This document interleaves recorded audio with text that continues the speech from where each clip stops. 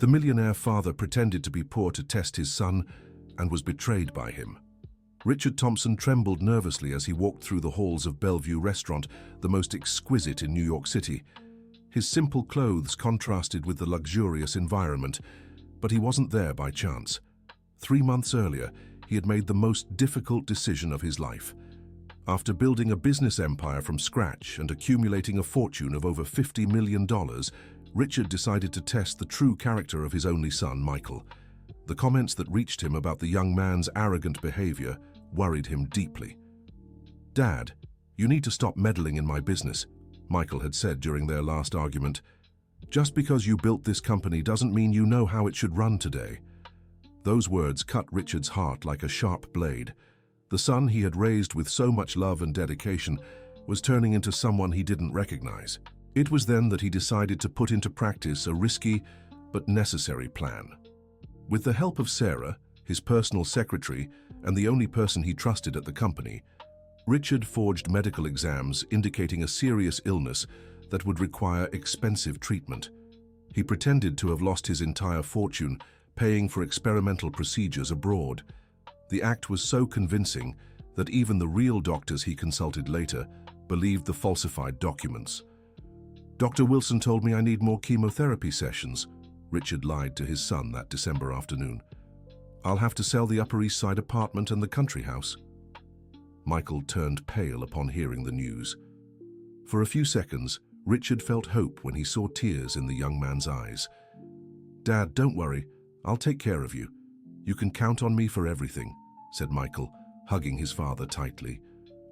During the first weeks, the test seemed to be working. Michael visited daily the small rented room in Chinatown where Richard had moved. He brought food, medicine, and was attentive.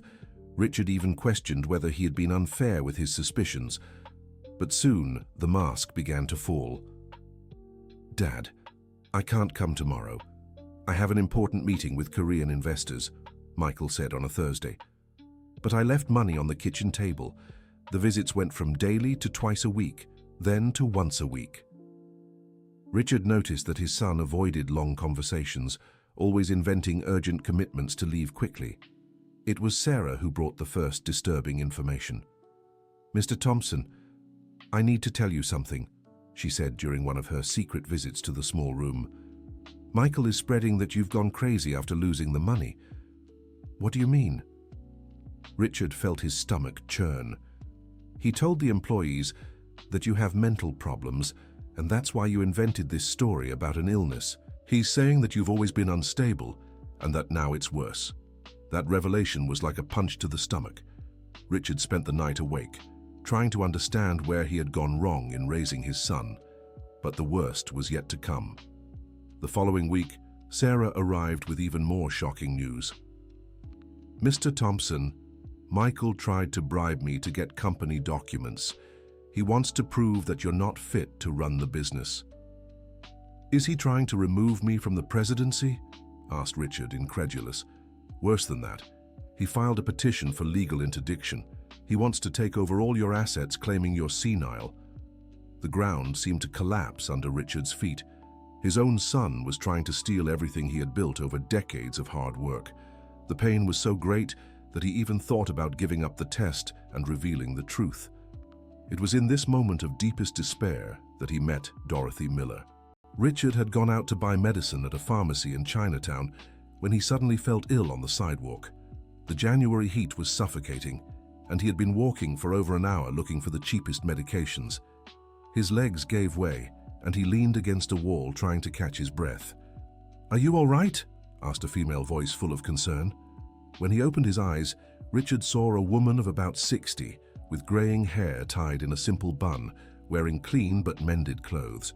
She was holding a tray of homemade sweets that she sold in the area. Just a bit dizzy," murmured Richard.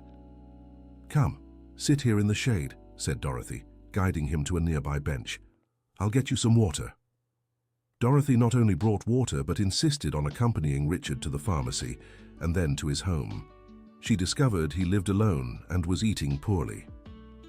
"Mr. Thompson, this can't go on," she said upon seeing his nearly empty refrigerator. "You need to take better care of yourself. "I don't have much money for food, Dorothy," lied Richard, maintaining the pretense. "Not money, but I have plenty of care to give," she replied with a warm smile. "Starting tomorrow, I'll bring you meals. I won't take no for an answer." Dear listener, if you're enjoying the story, please take a moment to like and especially subscribe to the channel. It really helps us who are just starting out. Now continuing. Dorothy began visiting Richard daily. She brought lunch, cleaned his small room, and talked for hours about life.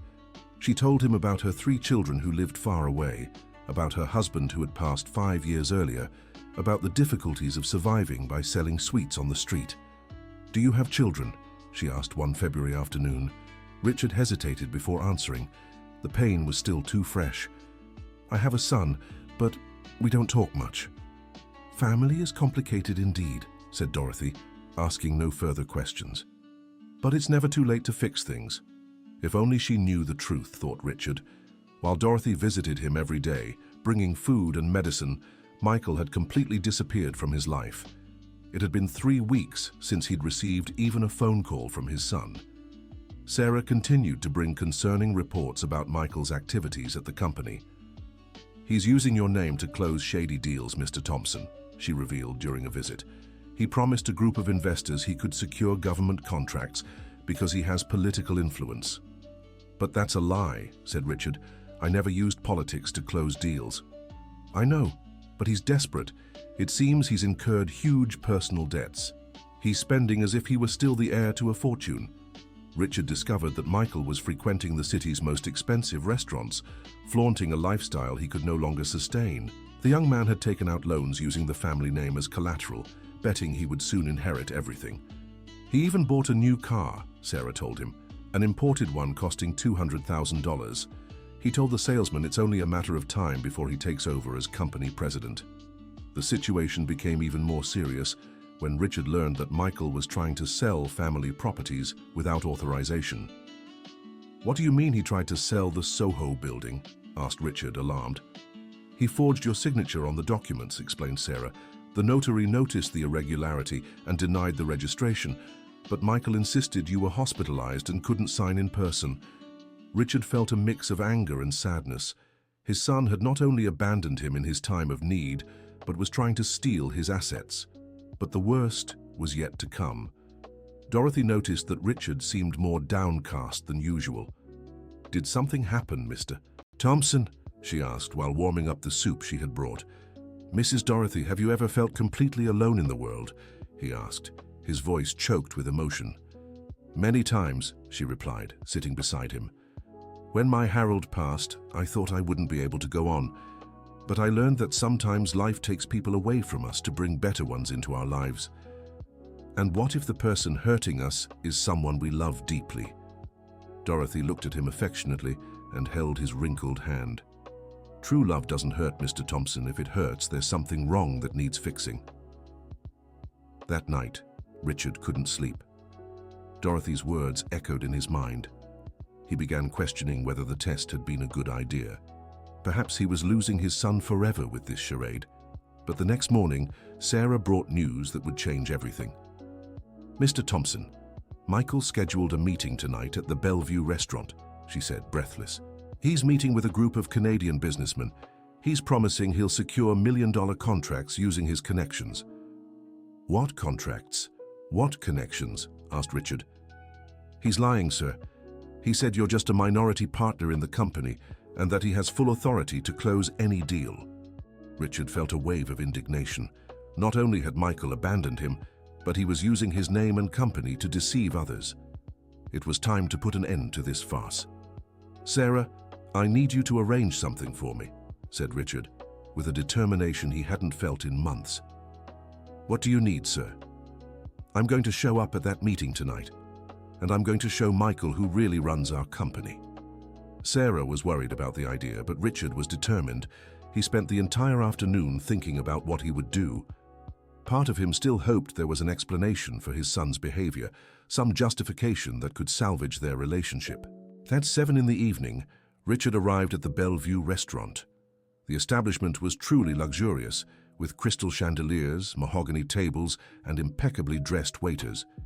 He felt out of place in his simple clothes, but was determined to proceed with his plan. He located the table where Michael was meeting with 3 men in suits. His son was laughing loudly, gesturing animatedly, clearly trying to impress the potential partners. "Gentlemen, you can be sure our company has connections with the major business groups in the country," Michael was saying. "My father built an impressive network of contacts before his health problems." Richard approached the table slowly, his heart racing. The men were speaking Spanish among themselves, clearly interested in Michael's proposal. "Excuse me," said Richard, stopping beside the table. Michael looked up and instantly turned pale. His eyes widened in surprise and then narrowed in anger. "What are you doing here?" whispered Michael through clenched teeth. "I need to speak with you, son," said Richard calmly. "Not now," replied Michael, forcing a smile for the Canadians. "Gentlemen, would you excuse me for a moment?" Michael stood up and pulled his father away from the table where no one could hear. "Dad, are you crazy? You can't show up here like this," whispered Michael nervously. "Why can't I come to the restaurant?" asked Richard, testing his son's reaction. Because you don't have money to pay and you're embarrassing everyone with those clothes." Richard felt as if he had been slapped in the face. His son was more concerned with appearances than with his well-being. "Michael, I need help," said Richard, deciding to push further with the test. "The medications are getting more expensive and—" "Dad, not now," interrupted Michael, looking nervously toward the table of Canadians. "I'm closing a very important deal. We'll talk later." "But son, it's just a little money for—" "Sir, please leave," said Michael, raising his voice. "You're disrupting my meeting." Richard's eyes filled with tears, seeing his son's coldness, but he decided to give it one last chance. "All right, son, but later I want to talk to you about the company. I have some ideas that—" "What ideas?" Michael laughed scornfully. "Dad, you don't understand business anymore. The world has changed. It's better to leave things to me." Richard returned to his table in the corner of the restaurant, pretending he was just having dinner there. From afar, he watched Michael return to the Canadians with a forced smile. "My apologies, gentlemen," said Michael loudly. "It was just a beggar who was bothering me." Michael's words echoed through the quiet restaurant. Other customers looked toward Richard with disdain, some whispering among themselves about the poorly dressed man who was bothering people. Richard felt his cheeks burn with humiliation. His own son had just denied any relation to him and called him a beggar in front of strangers. The pain was so intense he had trouble breathing. "Did you see that?" commented a lady at the next table. "How did they let that man in here?" "Must be some crazy person," her husband replied. "The manager should have called security." Richard slowly stood up and walked toward the exit, hearing whispers and giggles from the corners. At the door, he turned one last time to look at his son. Michael was toasting with the Canadians, completely indifferent to what had just happened. Outside the restaurant, Richard cried as he hadn't cried in decades. His entire life had been dedicated to building something to leave for his son, and now he discovered he had created a monster incapable of love or loyalty. Dorothy was waiting for him in the small room with a steaming pot of chicken soup. "Mr. Thompson, you look terrible," she said, worried. "What happened?" Richard couldn't lie to her. He told her about the encounter with Michael, about the humiliation he had suffered, but omitted the truth about his financial situation. "That son of yours is no good," said Dorothy, indignant. "How could he treat his own father that way?" "Maybe I deserve it," murmured Richard. "Maybe I was too absent when he was a child."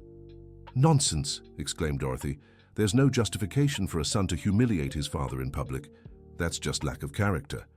During the following weeks, Dorothy became the only comfort in Richard's life. She had lost her husband in a work accident and raised her 3 children alone by selling sweets on the street. Her strength and determination inspired Richard to keep fighting. "You know, Mr. Thompson," she said one March afternoon, "sometimes I think God puts difficult people in our lives so we can learn something important." "What do you think I need to learn?" asked Richard.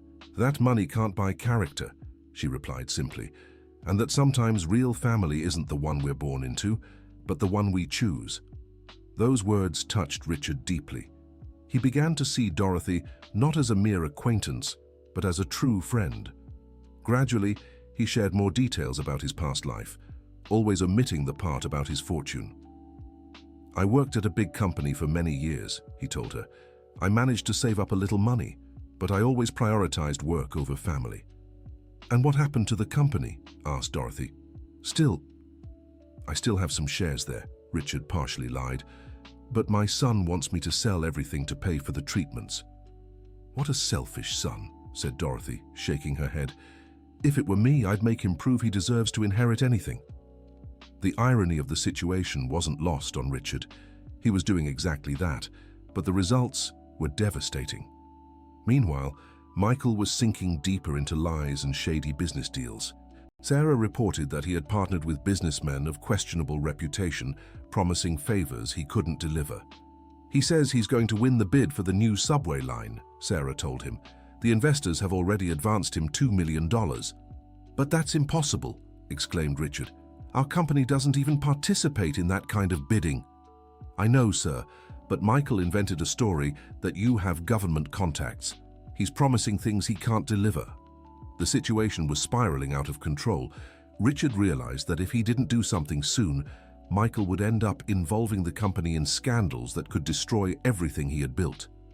It was then that he decided to accelerate the final part of his plan. "Sarah, I want you to schedule a meeting for next week," said Richard. "Invite all the directors, the main clients, and those Canadian investors Michael is deceiving." "What do you intend to do?" "I'm going to reveal the truth once and for all. But first, I need your help with one more thing." Richard told Sarah about Dorothy and asked her to discreetly investigate the life of the candy seller. What they discovered was surprising. Dorothy Miller wasn't just a street vendor. 15 years earlier, she had been the owner of a small chain of snack shops in downtown New York City. She went bankrupt when her husband, who was also her business partner, was swindled by a con artist who stole all the company's capital. "She rebuilt her life from scratch," Sarah reported. "She sold her house, paid off all the debts, and started selling candy on the street to support her children. She never declared bankruptcy to avoid harming her employees. And the children. They all graduated from college with the money she made selling candy. The oldest is a lawyer in Los Angeles, the middle daughter is a teacher in Washington, D.C., and the youngest is an engineer in Chicago." Richard was impressed by Dorothy's story. She had lost everything but maintained her dignity and honesty. The contrast with Michael's behavior was stark. The following week, Richard put the final part of his plan into action. He asked Sarah to schedule the meeting at the Bellevue restaurant itself, where he had been humiliated by his son. "Mr. Thompson, are you sure about this?" asked Sarah. "It's going to be a huge shock for everyone." "That's exactly what needs to happen," replied Richard. "Michael needs to learn that actions have consequences." On the day of the revelation, Richard asked Dorothy to accompany him without explaining exactly what was going to happen. "Mrs. Miller, would you still trust me if you discovered I had lied about some things?" he asked on the way. "Mr. Thompson, everyone has their secrets," she replied. "What matters is a person's heart. And you have a good heart, that I can guarantee." When they arrived at the Bellevue restaurant, Michael was already there with the Canadian investors, 2 company directors, and some important clients. He had reserved the private dining room to impress everyone. "Gentlemen, today we will close the biggest deal in our company's history," Michael was saying, toasting with very expensive champagne. It was at that moment that Richard entered the room, still dressed in his simple clothes. Silence fell over the room. Michael turned red with anger when he saw his father. "What are you doing here?" he asked through clenched teeth. "I came for the meeting," Richard replied calmly. "What meeting? Nobody invited you." Michael stood up abruptly. "Security! Remove this man from here." The guests watched the scene uncomfortably, not understanding what was happening. "Gentlemen, my apologies," said Michael to the investors. "It's just a crazy man who keeps bothering me. He claims to be my father, but as you can see..." Michael made a disdainful gesture toward Richard's simple clothing. "How could I be the son of someone like that?" Michael added, provoking nervous laughter from those present. Dear listener, if you're enjoying the story, please take a moment to like and especially subscribe to the channel. It really helps us who are just starting out. Now continuing. Dorothy, who was standing slightly behind, watched everything in silence. Richard saw in her eyes a mixture of sadness and indignation. "Michael," said Richard, keeping his voice firm, "are you sure you want to continue with this?" "Continue with what?" "I don't know you," replied Michael. "Waiter, call security to remove this man." It was at that moment that Sarah entered the hall, carrying a folder of documents. Behind her came an elegantly dressed gentleman whom Richard had asked to invite, the president of the bank where the company maintained its main accounts. "Good evening, everyone," said Sarah politely. "I apologize for the interruption, but there are some important clarifications to be made." Michael tried to interrupt, but Sarah continued. "Gentlemen investors, before closing any deal, you need to know that Mr. Michael Thompson is not authorized to represent Thompson Enterprises." "What do you mean?" asked one of the Canadians in heavily accented Portuguese. "Because he is not the owner of the company," explained Sarah, looking directly at Michael. "The true owner and president of Thompson Enterprises is here in this room." All eyes turned to Richard, who was still standing at the entrance to the hall in his simple clothes. "This is ridiculous," shouted Michael. "Are you going to believe a crazy secretary?" The bank president stepped forward and greeted Richard respectfully. "Mr. Thompson, good to see you. I was worried because it's been a while since you've been to the bank." Michael's expression changed completely. His face, once red with anger, turned white as paper. "No, it can't be," murmured Michael. "Gentlemen," said Richard, addressing the investors, "my name is Richard Thompson, and I have been the owner and president of Thompson Enterprises for 25 years. The silence in the hall was deafening. The Canadians looked confused from one man to the other, trying to understand the situation. "Father, what? How?" Michael stammered, unable to form a complete sentence. "Sarah, could you explain to these gentlemen what the true situation of our company is?" asked Richard. Sarah opened the folder and began showing documents that proved Richard's ownership and revealed the lies Michael had told. "Thompson Enterprises has never worked with government bids," explained Sarah, "and we have no contracts under negotiation with Canadian companies." One of the investors stood up abruptly. "Senor Michael, you have completely deceived us," he said, clearly irritated. "No, you don't understand," Michael tried to explain. "My father was sick, he lost his mind, I was just trying to—" "Trying what?" interrupted Richard. "To steal from me? Lie about my mental sanity? Use my name to deceive these people?" Richard's voice echoed through the hall. Other restaurant patrons began paying attention to the argument. "Father, I can explain everything," said Michael, his hands trembling. "I was just trying to keep the company running while you were what, Michael?" pressed Richard. "Sick? Crazy? Is that what you told everyone?" Michael's eyes filled with tears, but not with remorse. It was pure panic upon realizing he had been discovered. "And what about the forged documents to sell my properties?" continued Richard. "Can you explain that too?" One of the company directors, who was present at the meeting, stood up in shock. "Michael, is this true?" asked the financial director. "Dr. Henry, I can explain," Michael began. "No need to explain," interrupted Sarah. "I have here copies of the forged documents that were presented at the notary's office." Sarah showed the papers for everyone to see. Richard's signature had been clearly forged, with obvious differences compared to the original signatures. "My God," whispered the financial director. "Michael, how could you do this?"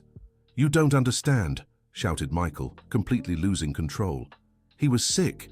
He was going to die and leave everything lost. I was just protecting our assets." "From whom?" asked Richard calmly. "From myself." Michael opened his mouth to respond, but couldn't find the words. The truth was exposed for all to see, and there was no way to justify his actions. The Canadian investors stood up and began gathering their documents. "Mr. Thompson," one of them said to Richard, "we deeply regret this situation. We had no idea your son was lying." "I'm the one who should apologize for you being deceived," replied Richard. "My company does not condone this kind of behavior." As the Canadians left the restaurant, Michael desperately tried to salvage the situation. "Father, please don't do this to me," he begged. "I can explain everything. Can you give me a chance?" "A chance?" Richard looked at him with sadness. "Michael, you've had 3 months of chances. 3 months to show who you really are." "But I didn't know you were testing," protested Michael. "Exactly. said Richard. "If you had known, you would have pretended to be a good person. I wanted to see your true character when you thought I had nothing left to offer." Dorothy, who had watched everything in silence, approached Richard. "Mr. Thompson," she said quietly, "now I understand why you were suffering so much." "Mrs. Dorothy, I need to tell you something," said Richard, deciding to be honest with her. "I lied about my situation. I'm not really sick or poor." Dorothy looked at him with surprise but not anger. "I suspected there was more to your story," she said. "Your hands are too smooth for someone who's always done hard work. And your way of speaking is that of someone who had a good education. You're not angry with me for lying." "Mr. Thompson, I lied too," said Dorothy with a sad smile. "I'm not just a candy seller. I used to be a businesswoman. I lost everything 15 years ago, but I rebuilt my life." Richard looked at her with renewed admiration. Once again, Dorothy surprised him with her wisdom and strength. Michael watched their conversation with growing despair. "Father, please forgive me," he said, kneeling in the middle of the restaurant. "I can change. I can be a better son." The other customers stopped dining to watch the dramatic scene. Some were discreetly taking pictures with their cell phones. "Michael," said Richard, helping his son to his feet, "you don't need my forgiveness. You need to learn to forgive yourself and truly change." "How can I do that?" asked Michael, tears streaming down his face. "By starting from scratch," replied Dorothy, approaching the two, "as I did 15 years ago." Richard looked at Dorothy with curiosity. She seemed to have an idea. "Mrs. Dorothy, what are you thinking?" he asked. "Your Michael needs to learn the value of honest work," she said, "and I can teach him that." "How so?" asked Michael, wiping away his tears. "Working with me on the streets," replied Dorothy. "Selling sweets, talking to people, understanding what life is like for those who weren't born rich." The proposal took everyone by surprise. Michael looked at his father, expecting him to reject the idea. "What do you think, son?" asked Richard. "Are you willing to start from scratch?" "But Dad, I have a college degree. I have an MBA, protested Michael. "And what good was all that education if you didn't learn to have character?" questioned Richard. Michael fell silent for a few minutes, processing the situation. The company directors and clients awaited his response. "All right," Michael finally said. "I accept working with Mrs. Dorothy. But for how long?" "Until you prove you've truly changed," replied Richard. "It could take months or years, it depends on you." "And the company?" asked Michael. "The company will keep running," said Richard. "But without you for now, you'll only receive a basic salary to support yourself. Nothing more."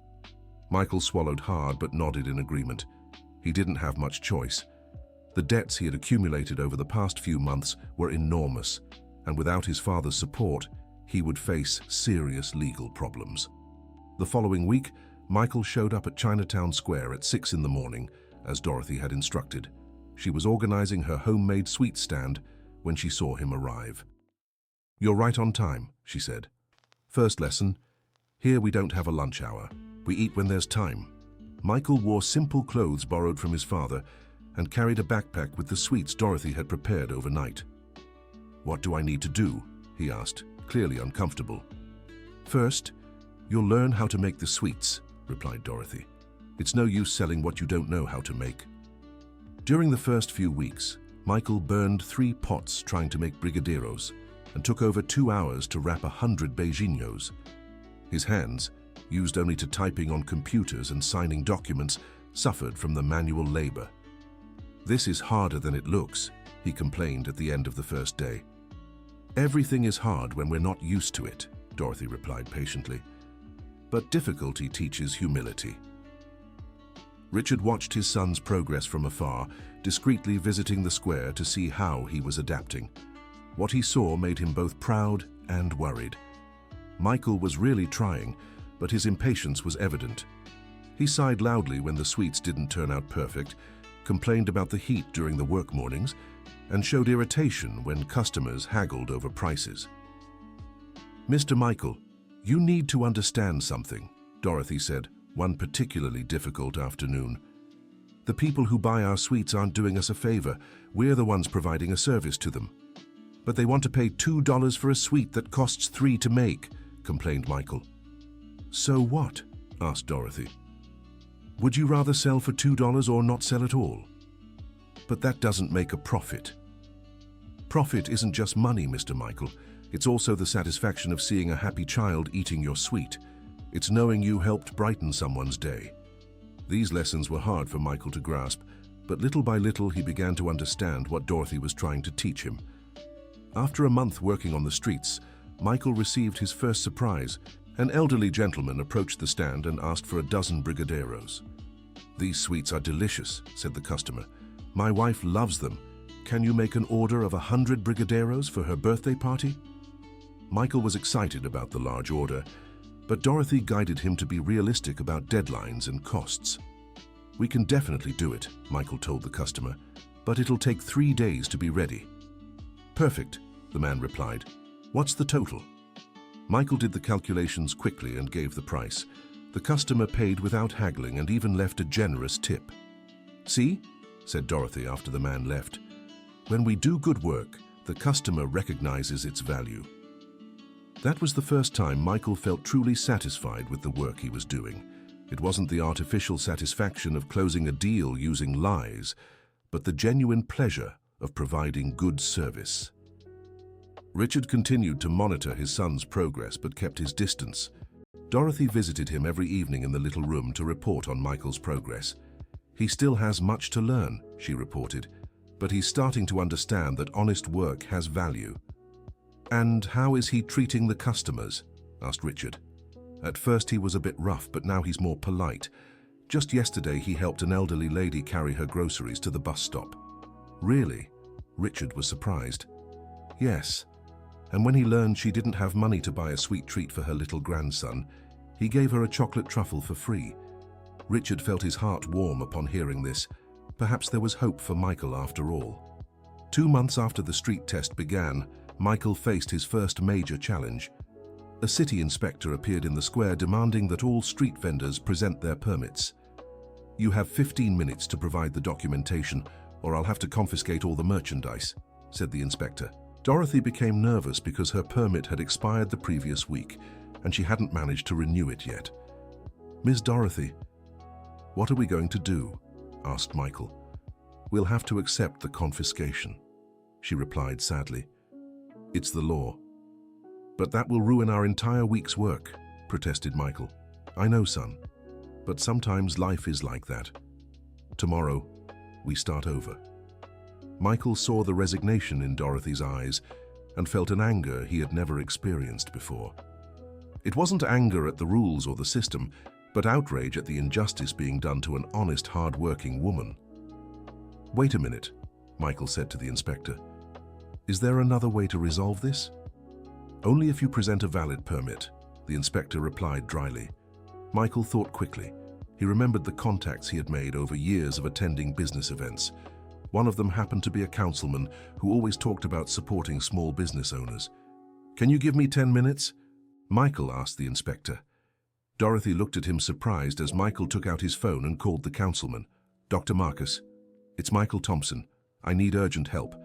There's a vendor here in Chinatown Square who has worked honestly for over 15 years, but is having permit issues. Is it possible to expedite the renewal?" Richard, who was watching everything hidden behind a tree, was impressed to see his son using his contacts not for personal benefit, but to help Dorothy. Half an hour later, the councilman appeared personally in the square with Dorothy's renewed permit. "Ms. Dorothy Miller?" the politician asked politely. "I brought your permit. Everything was in order with the documentation. There was just a bureaucratic delay." Dorothy was moved and thanked both the councilman and Michael. "How did you manage this, Mr. Michael?" she asked after the politician left. "I learned from you that sometimes we need to use our resources to help others," replied Michael. "And I discovered that this makes us feel much better than using them for personal gain." Dorothy hugged Michael as if he were her own son. At that moment, Richard realized the young man was truly changing. But Michael's transformation wouldn't be easy or quick. In the weeks that followed, he would still face several challenges that would test his new personality. The first big test came when an old college friend found him selling sweets in the square. "Michael Thompson," said the young man incredulously. "Dude, what are you doing here?" Michael felt his face burn with shame. The friend was now an executive at a multinational company and was clearly shocked to see him in that situation. "Hi, Mark," replied Michael, trying to maintain his composure. "I'm changing fields." "Changing fields?" Mark laughed loudly. "Man, you were the most ambitious in our class. What happened to your father's company?" Michael felt the urge to lie, to make up a story that would preserve his image. But he looked at Dorothy, who was watching him attentively, and decided to be honest. "I made some mistakes," Michael said simply. "Now I'm learning to do things the right way." "Selling sweets?" Mark didn't hide his disdain. "Man, that's really sad. If you need help getting a real job, call me." After Mark left, Michael felt dejected for the rest of the day. "Mrs. Dorothy, do you think I'm doing the right thing?" he asked. "Maybe I should really look for another job." "Mr. Michael," said Dorothy, stopping organizing the sweets to look him in the eyes, "what do you think a real job is?" "I don't know. An office, meetings, important projects. And did that make you happy?" Michael thought for a few seconds before answering. "Honestly? No, I was always anxious, always trying to impress someone, always afraid of losing my position." "So what's wrong with working here?" asked Dorothy. "You're earning money honestly. You're learning new things. You're meeting different people. Isn't that real work?"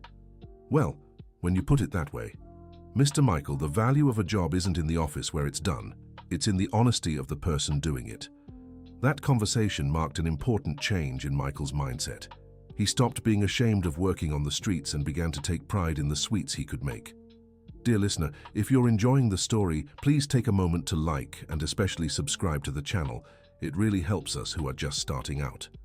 Now continuing. Richard watched this transformation with growing hope, but still kept his distance. He wanted to be sure the change was genuine and lasting. 3 months after starting work on the streets, Michael faced a new challenge. Dorothy got sick with a bad flu and couldn't work for a week.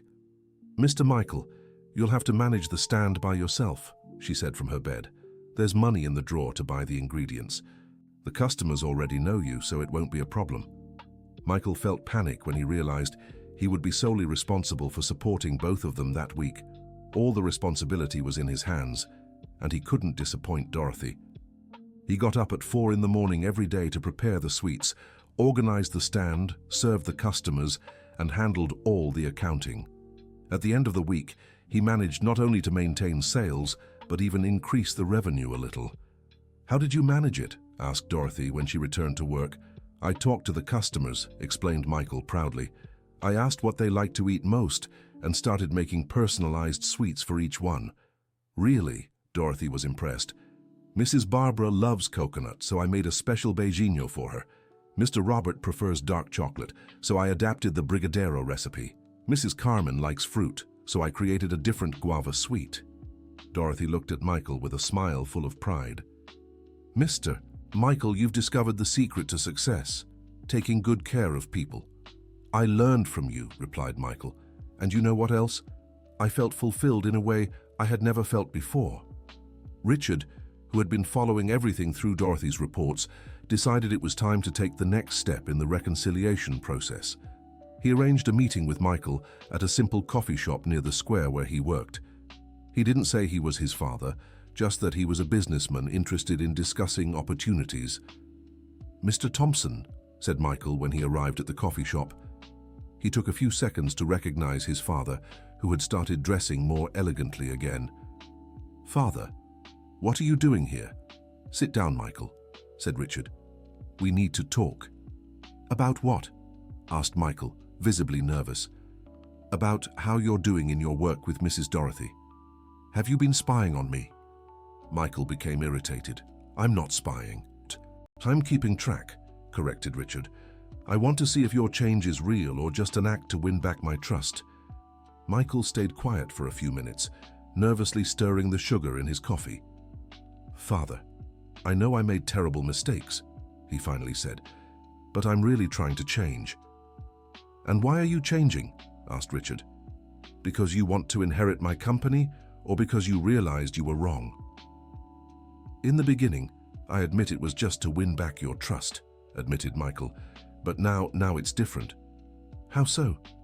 I met people at the square that I never imagined existed, explained Michael. Mrs. Martha, who buys 2 brigadeiros every day for her grandchildren. Mr. Anthony, who saves coins all week to buy a sweet for his wife on Sunday. They have so little, but they're so happy. Richard detected sincerity in his son's voice, but he still needed to be sure. And what did you learn from that? That I was never truly happy, replied Michael. I had everything money could buy, but I felt empty inside. Now, even though I earn little, I feel fulfilled when I see a satisfied customer. Michael, I need to tell you the whole truth, said Richard. I was never sick. I never lost my fortune. It was all a test to see what kind of person you really were. Michael was in shock. His hands trembled and he had to lean on the table. What do you mean? He murmured. I pretended to be sick and poor to test your character, explained Richard. I wanted to see if you loved me for who I am or for what I have. And I failed the test completely, said Michael with tears in his eyes. Yes, confirmed Richard. You not only abandoned me, but you tried to rob me and lied about my mental sanity. Michael lowered his head, unable to look his father in the eye. But now you're getting a second chance, continued Richard. The question is, what will you do with it? I will keep learning, replied Michael without hesitation. I don't want to go back to being the person I was before. Even knowing I can give you everything back, the position at the company, the money, the lifestyle, Michael thought carefully before answering. Father, in the last 3 months I've learned more about myself than in my entire previous life. I discovered I'm capable of doing things I never imagined, and I discovered there's happiness in simple things. And the company? Don't you want to work there anymore? I do, said Michael. But I want to deserve the position. I want you to hire me because I'm competent, not because I'm your son. Richard was moved by his son's answer. For the first time in months, he felt Michael was telling the truth. Then let's do it this way, said Richard. You'll keep working with Mrs. Dorothy for another 6 months. After that, if she confirms you've truly changed, I'll give you a position at the company. What kind of position? Asked Michael. Starting from the bottom, replied Richard. Like any new employee. No privileges, no special treatment. I accept, said Michael immediately. And there's one more condition, added Richard. What? You will create a social project at the company, something that helps people like Mrs. Dorothy, who are rebuilding their lives after major losses. Michael smiled for the first time since the conversation had begun. I'm already thinking of some ideas, he said. Mrs. Dorothy told me stories of several people she knows, many honest folks going through hard times due to circumstances beyond their control. Richard extended his hand to his son, and they shook hands like businessmen closing an important deal. Dad, said Michael before they parted, thank you for not giving up on me. A father never gives up on his son, replied Richard. Sometimes he just needs to find the right way to help. During the following 6 months, Michael dedicated himself completely to the work on the streets. Dorothy became not only his boss, but a kind of second mother, teaching him values he had never learned. Mr. Michael, you've changed, she commented one day in September. At first, you made the pastries just wanting to finish quickly. Now you make them with care. It's true, agreed Michael. I've discovered that when we put love into what we do, the result turns out much better. And it's not just with the pastries, said Dorothy. The way you treat the customers has changed too. Before it seemed like you were doing them a favor. Now you chat, ask about their families, truly care. Michael had become a familiar figure in Chinatown Square. The customers enjoyed talking with him, sharing their stories and hearing his advice. He discovered he had a talent for listening to people and helping them with their problems. Mr. Michael, said Mrs. Martha one afternoon, my grandson is struggling in school. You studied at a good college. Could you give him some lessons? Of course, Mrs. Martha, replied Michael. What subject is he having trouble with? Math. The boy is smart, but the teacher explains in a way he doesn't understand. Michael began giving free lessons to Mrs. Martha's grandson on Sunday afternoons. Soon other customers found out and asked for help for their children and grandchildren too. Mrs. Dorothy, "I think I've discovered what I want to do with my life," said Michael after an afternoon teaching 5 children in the square itself. "What is it?" "I want to create a school for the children of workers like you, a place where they can get the education they deserve, but that their parents can't afford." Dorothy was moved by the idea. "Mr. Michael, that would be wonderful," she said. "There are so many smart children in this area who don't have the opportunity to study properly. And I'll start small, like you taught me," continued Michael, excited. "First some tutoring on weekends, then I'll grow it as I can." When Richard heard about the idea through Dorothy, he was proud of his son. Michael wasn't just changing his behavior, but discovering his true calling.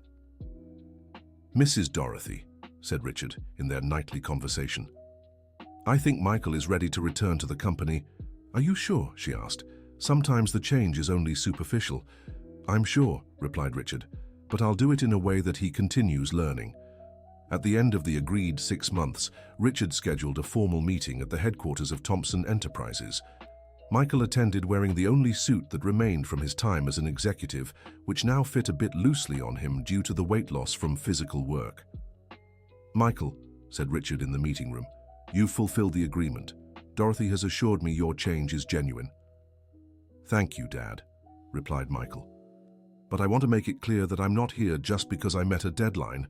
I'm here because I've truly changed." "I believe you," said Richard. "And that's why I'm going to offer you a special position at the company." "What position?" "Director of the new Social Responsibility Department," announced Richard. "You'll create and implement projects to help small business owners and families in vulnerable situations." Michael was surprised. He expected to start as an analyst or assistant, not as a director. "Dad, I don't have experience in this area," he said. "Yes, you do," corrected Richard. "You spent 6 months working directly with small business owners. You know their struggles better than any office consultant."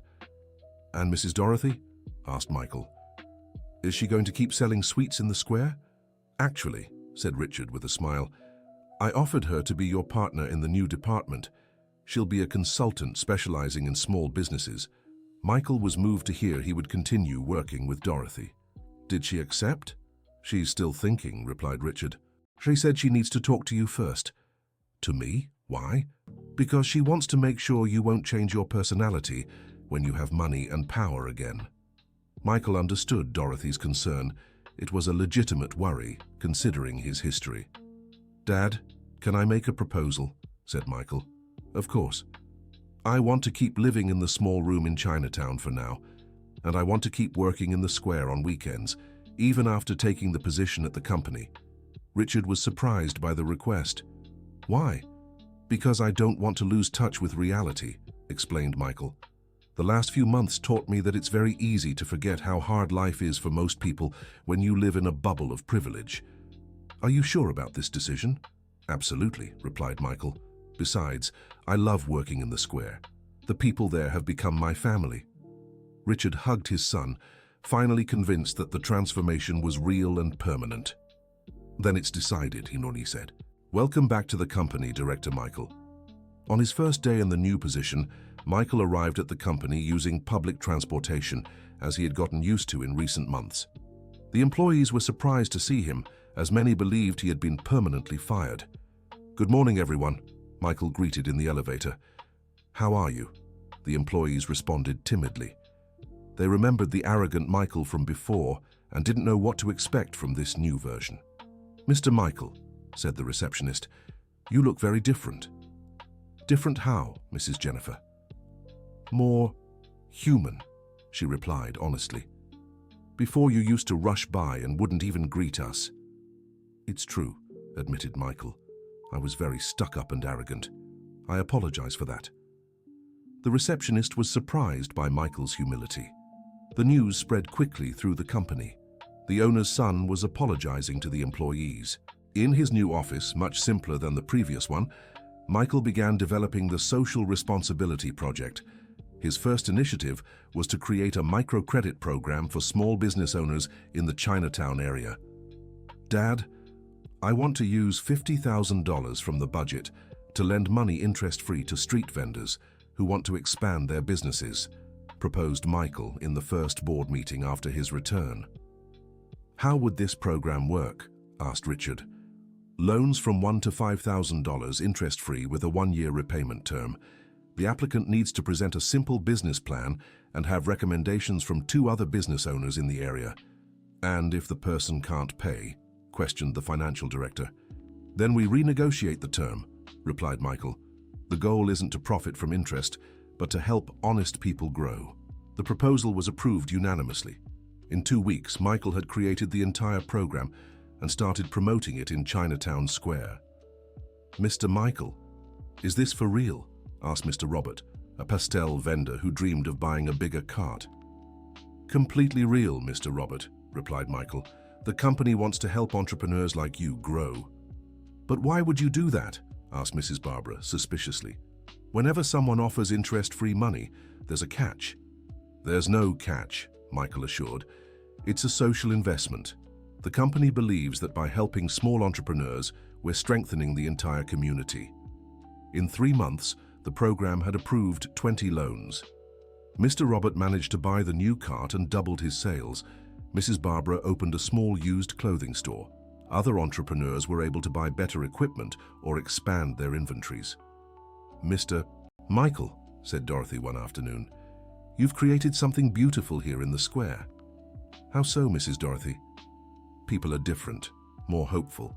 Some are making plans for the future who before only thought about surviving the day.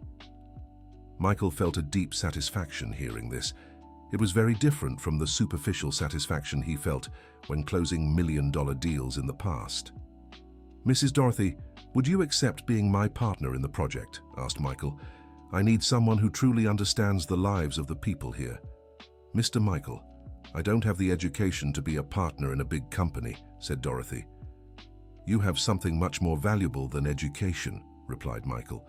You have life experience and know every person in this area. That's worth more than any diploma.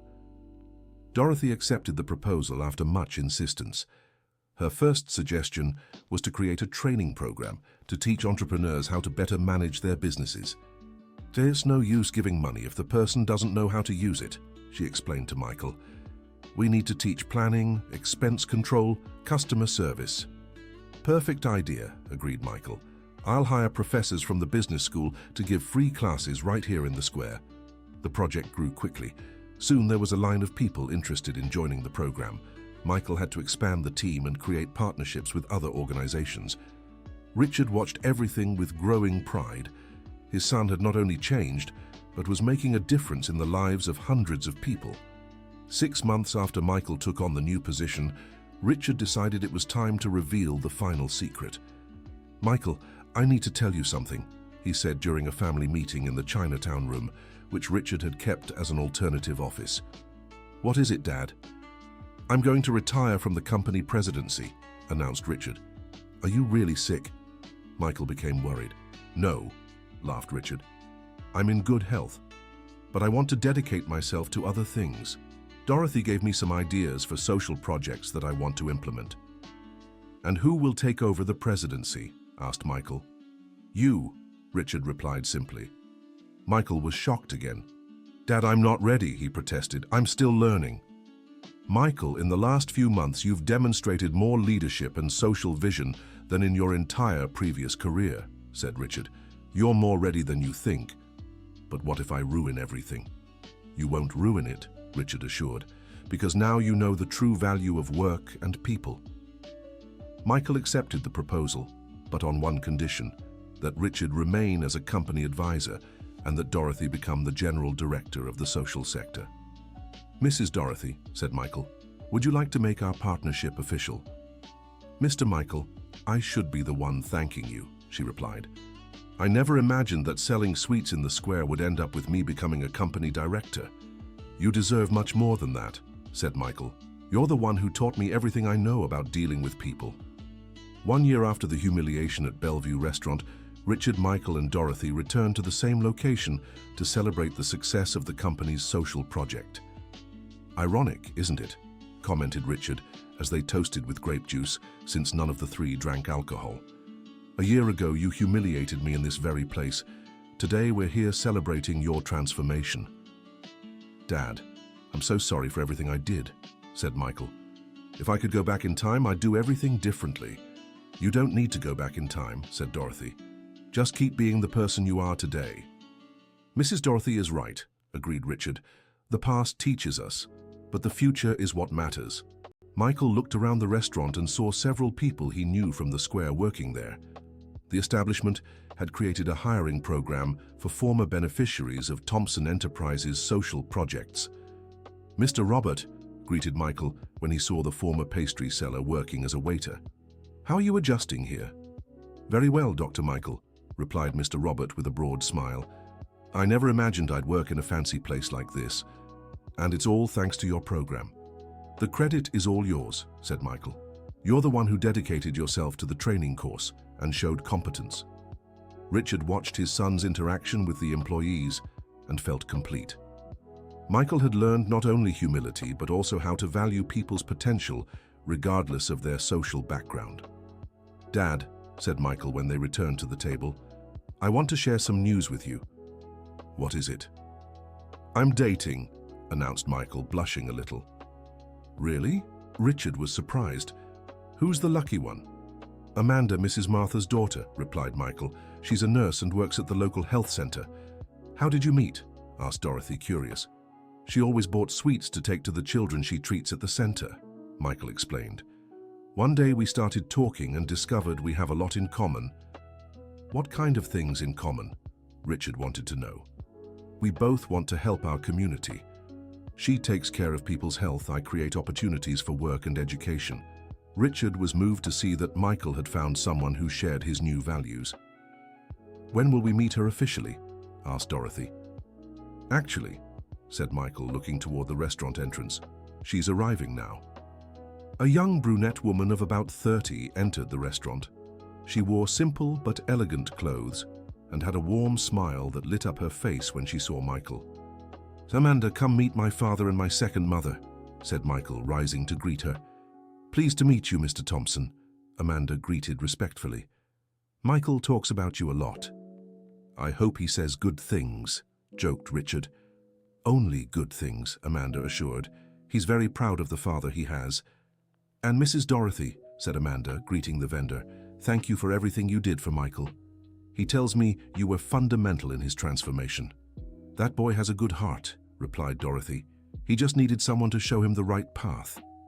During dinner, Amanda talked about her work at the health center and her plans to create a prevention program for children and seniors in the community. It would be interesting to partner our projects, suggested Michael. The company could support your prevention program. That would be wonderful, said Amanda, excited. We have many ideas but few resources to implement them. Richard watched the conversation with satisfaction. Michael had found not only love, but a partner who shared his new worldview. Amanda, said Richard, may I ask a personal question? Of course, Mr. Thompson. What do you see in Michael? I mean, what made you interested in him? Amanda smiled and looked affectionately at Michael. Honestly, at first I thought it was strange to see a college-educated man selling sweets in the square, she said. But then I saw how he treated people, with genuine respect, not that fake politeness you see everywhere. And it didn't bother you when you learned about his past? Asked Dorothy. What past? Amanda looked confused. Michael swallowed hard and looked at his father. Amanda, I never told you about my past, he said. What past? Michael took a deep breath and told Amanda the whole story. He talked about how arrogant he had been, how he had mistreated his father, about the test and the humiliation at the restaurant. Wow, said Amanda when he finished. That's a lot to take in. Are you disappointed in me? Asked Michael nervously. No, Amanda replied after a moment. I'm impressed by your courage to change. It's very hard to admit we were wrong and start all over again. So you won't leave me? Asked Michael. Michael, said Amanda, holding his hand, I fell in love with the person you are today. Your past only makes me admire your transformation more. Richard was moved to see Amanda's reaction. Michael had found someone who loved him for who he was now, not for what he had or what he had been. Father, said Michael, may I make one more request? Of course. I want you to be my best man at the wedding. Richard nearly dropped his glass upon hearing the request. "Wedding?" he exclaimed. "You're getting married." "If Amanda accepts," said Michael, pulling a simple ring from his pocket and kneeling right there in the restaurant. "Amanda Wilson," he said solemnly, "will you marry me?" Amanda covered her face with her hands, emotional. "Yes," she answered through tears. "Of course I will." The entire restaurant erupted in applause.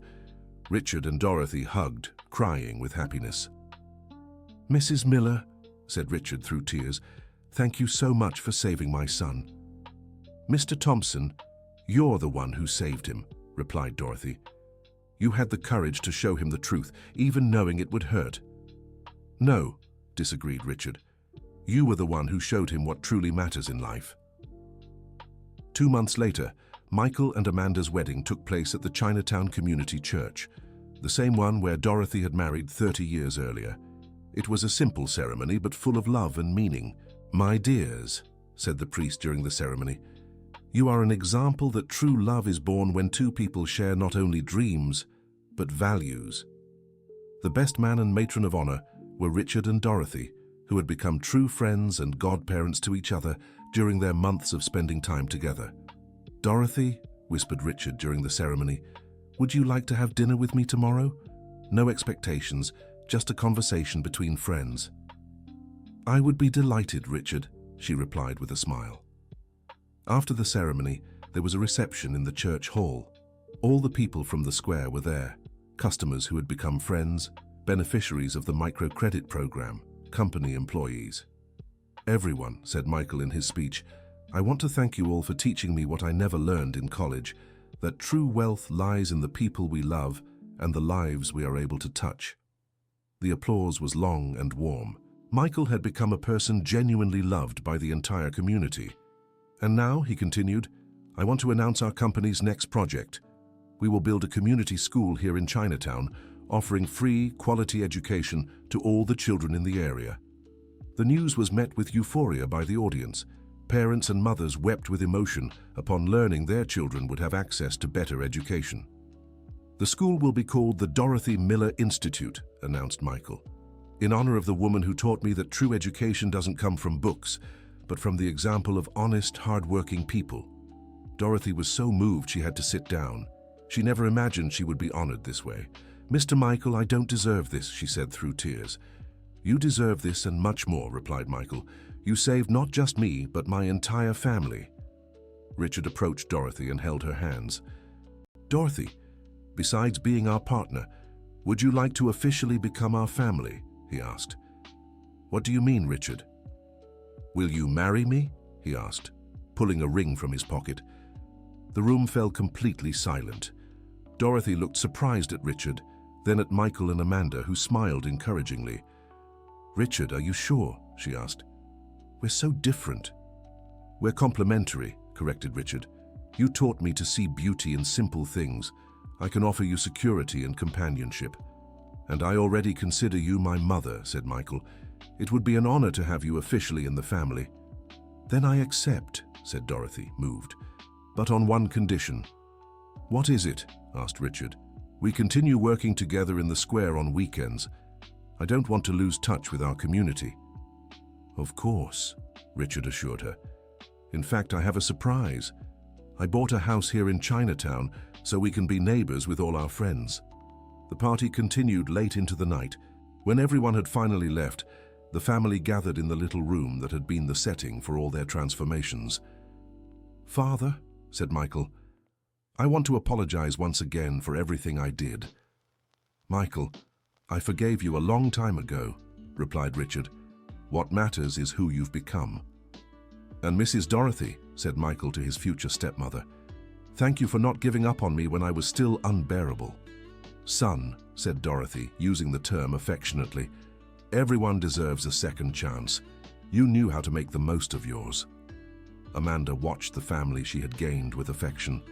Her own family had been destroyed by financial problems when she was a teenager, and now she had found the home she had always dreamed of. "Michael," she said, "I'm proud of you." "Why?" he asked. "Because you had the courage to completely change your life," replied Amanda. "Many people get stuck in old patterns and never manage to evolve. I learned that from all of you, said Michael, looking at his father and Dorothy, that it's never too late to start over. 2 years after that day at the restaurant, the Thompson family gathered again for another celebration. The community school had opened and was already serving 200 children. The microcredit program had grown and now benefited entrepreneurs from the entire southern region of New York City. Father, said Michael during the celebratory dinner, there's something I've always wanted to know. What is it? If I had passed the original test, if I had behaved well when you pretended to be sick, what would have happened? Richard thought carefully before answering.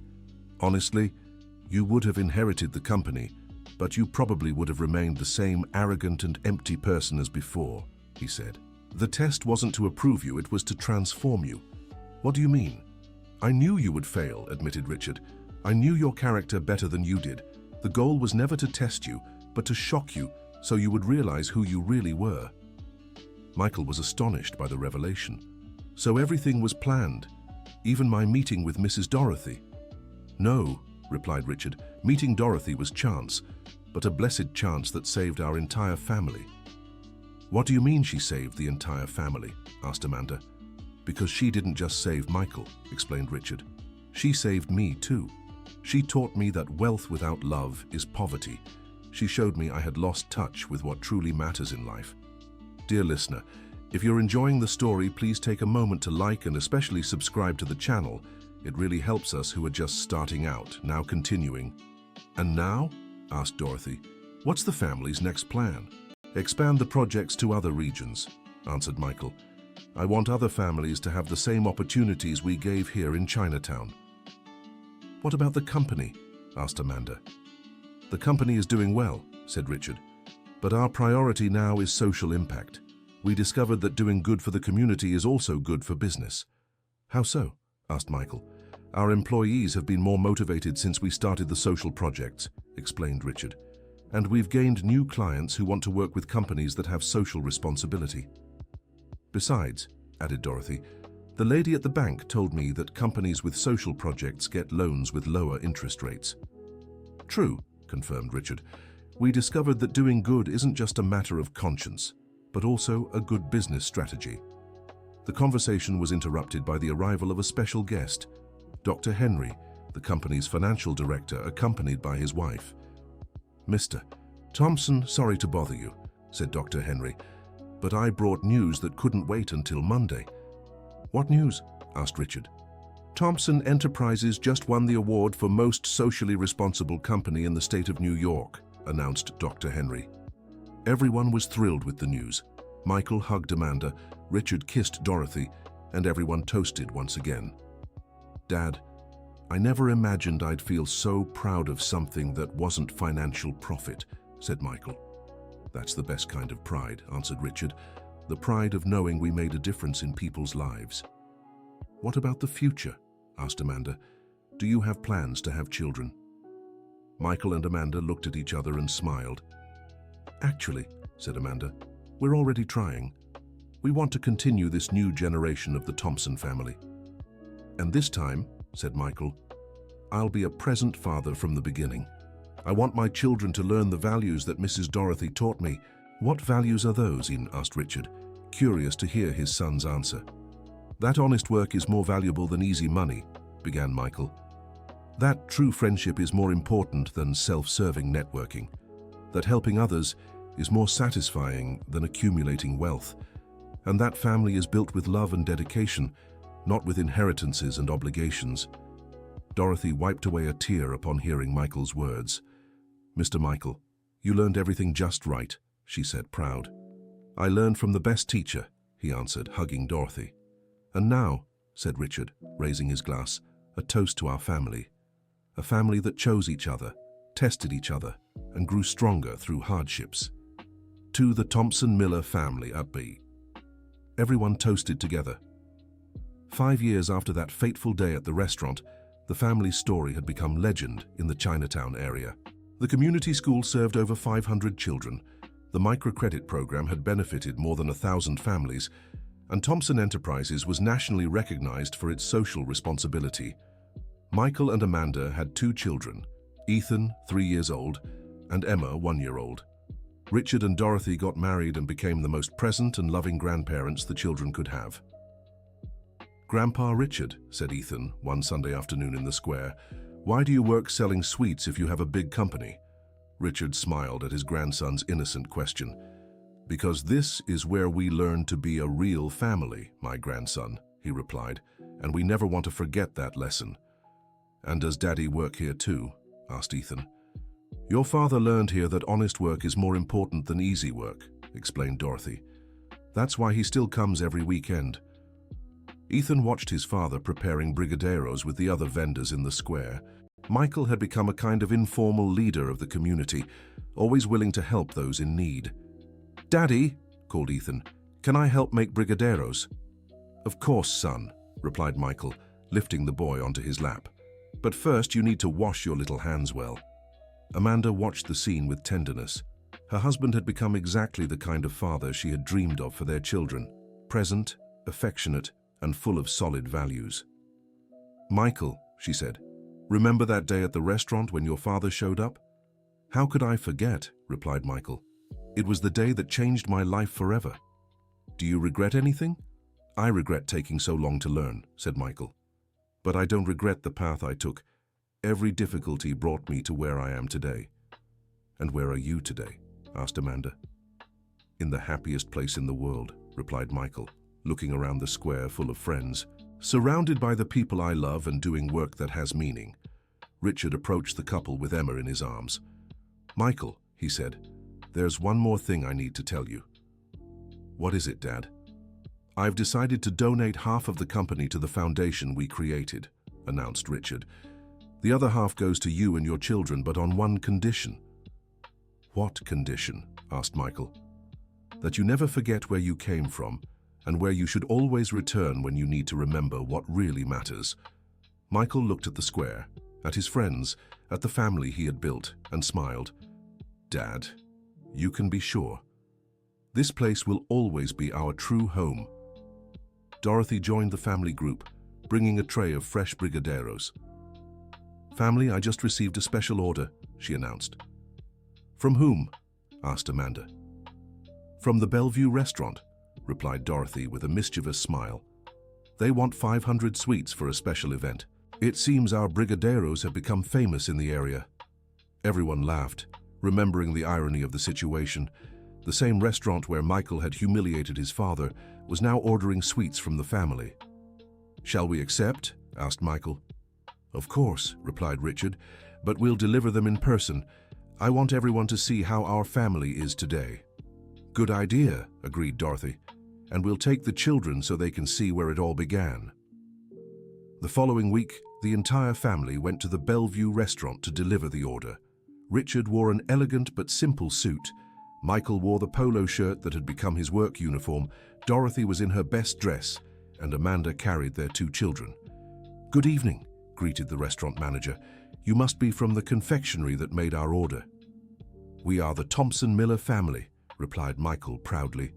"We brought the sweets you requested." The manager looked surprised as he recognized Richard. "Mr. Thompson," he said, embarrassed. "I didn't know you had a confectionery." "It's a family project," explained Richard. "We've been working in Chinatown Square for a few years." "And the sweets are delicious," added Michael. "Made with traditional recipes and lots of love." The manager tasted a brigadeiro and was impressed with the quality. "They really are exceptional," he said. "We'd like to establish a permanent partnership.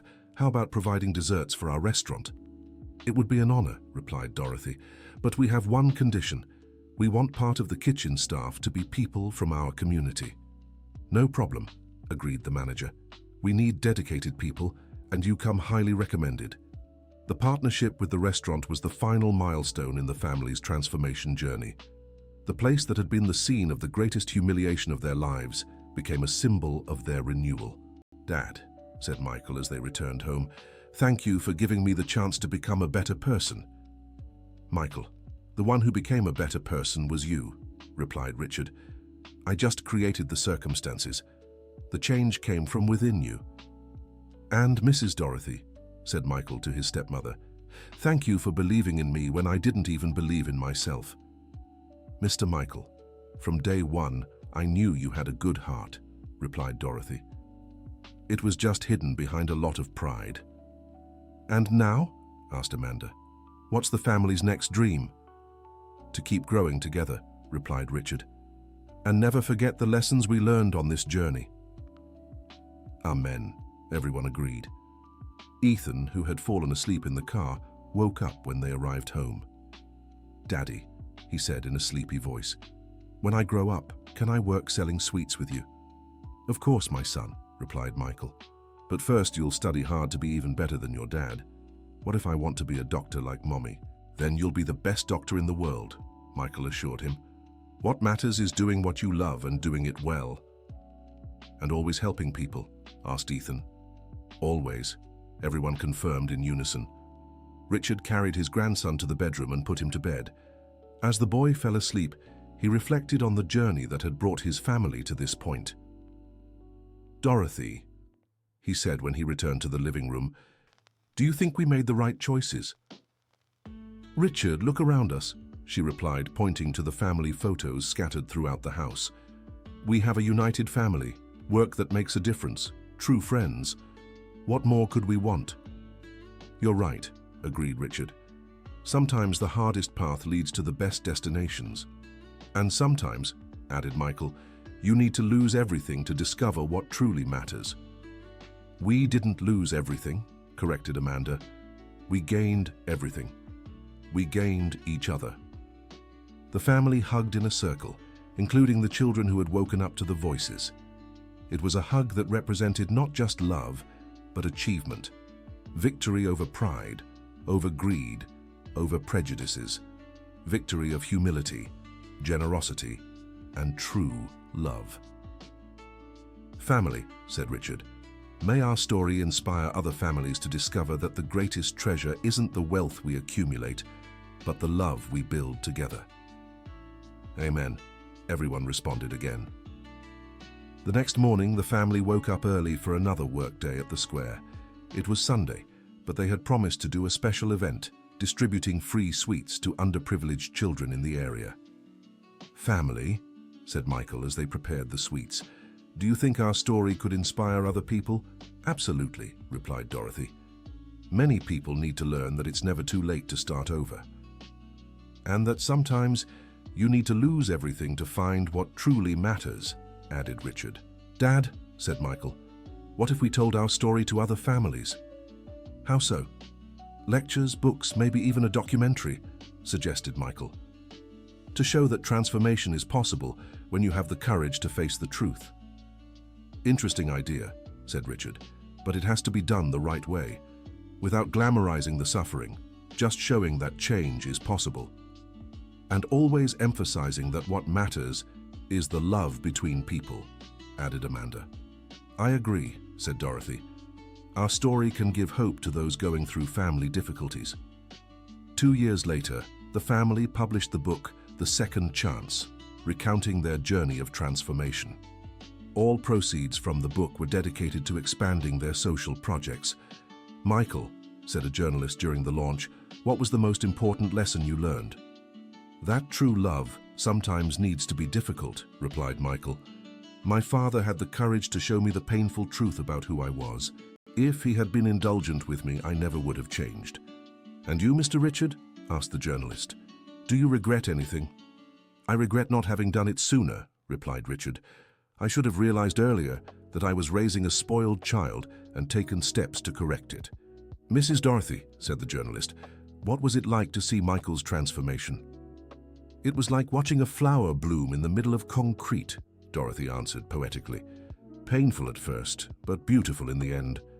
The book became a bestseller, especially among families facing intergenerational relationship issues. Many parents wrote in, thanking them for the tips on how to deal with troubled children. Family, said Richard at a family meeting. I don't think our mission ends with our local projects. What are you thinking? Asked Michael. Creating a national network of community schools and microcredit programs, replied Richard, so other families can have the same opportunities we created here. Dad, that's a huge project, said Michael, impressed, which is exactly why we'll take it slow, with careful planning, Richard explained. One city at a time, always with local people leading the projects. "And how will we fund something like that?" asked Amanda. "With company profits, donations from other businesses, and partnerships with institutions," replied Dorothy, who had become an expert in fundraising. "Mrs. Dorothy, you've really become an executive," Michael joked. "I learned from all of you that there's no limit to what we can learn," she replied. "At 65, I'm still discovering talents I never knew I had." The conversation was interrupted by the arrival of Ethan and Emma, who came running from the backyard. "Daddy, Daddy!" shouted Ethan. "We planted a tree in the yard." "What tree?" asked Michael. "A mango tree," replied Emma excitedly. "Grandma Dorothy said when it grows, it will give lots of mangoes. And then we'll make mango jam to sell at the square," added Ethan. Richard laughed, seeing his grandchildren already thinking about contributing to the family business. "Children," he said, "do you want to learn the secret to the world's most delicious jam?" "We do," they shouted in unison. "The secret is to put love into every ingredient," Dorothy taught. "When we make things with care, everything tastes better." "And why is it important to make things with care?" asked Ethan. "Because people can feel when we do something with love," explained Michael, "and that makes them happier." "So our jam makes people happy?" asked Emma. "Exactly," replied Amanda. "That's why our work is so important." The children felt proud knowing they were helping make people happy. 10 years after the original test, the Thompson-Miller family had become a national example of transformation and social responsibility. Their stories were shared in universities, their methodologies studied by researchers, and their projects replicated in 15 states across the country. "Dad," said Michael one reflective afternoon, "sometimes I wonder what our lives would have been like if I had passed your original test." "It would have been very different," replied Richard. "You probably would have remained a superficial person, and our family would be divided." "And I would never have met Dorothy," added Michael. "Nor would I have learned to be a businessman with purpose," said Richard. "And I would never have discovered that I could rebuild my life after 60, said Dorothy, who was now 75, but remained active in all projects. "Wow," said Amanda. "It's amazing how a lie planned by Dad led to so many discovered truths." "It wasn't the lie that led to the truths," corrected Richard.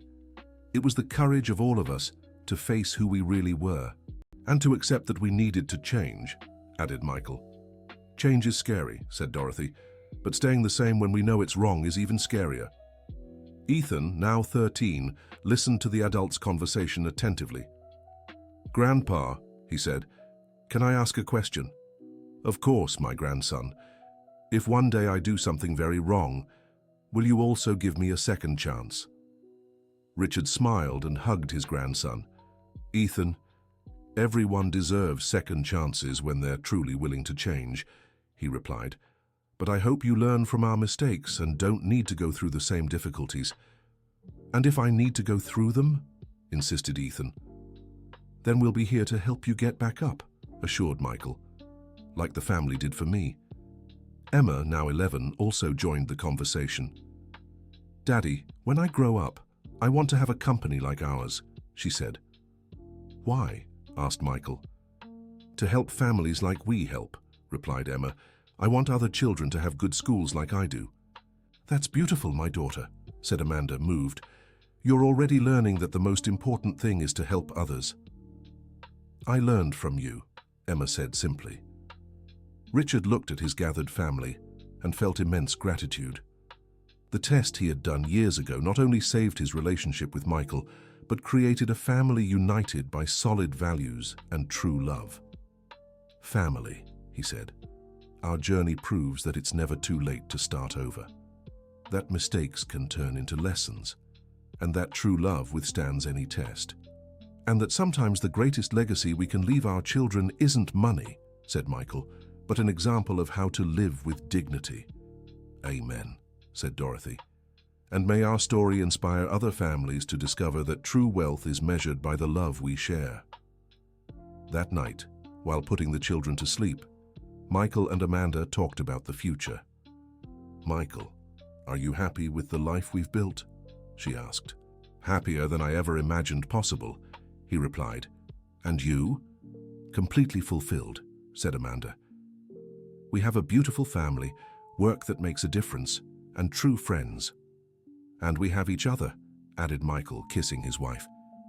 "Forever," promised Amanda. In the living room, Richard and Dorothy also talked about the future. "Dorothy, thank you for agreeing to marry me," said Richard. "You brought color and meaning to my life." "And you gave me security and companionship," replied Dorothy. "We make a good team." "The best," agreed Richard. "And we still have much work ahead." "What's the next project?" asked Dorothy.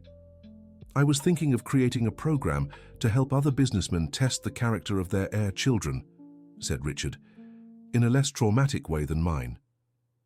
"Good idea," supported Dorothy. "Many wealthy families have problems similar to what you had."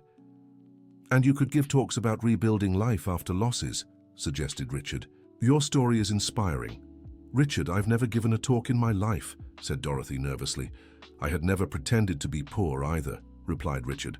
"But sometimes we need to step out of our comfort zone to grow." "You're right," agreed Dorothy. "Let's move forward with the new projects." "Together," said Richard, kissing his wife.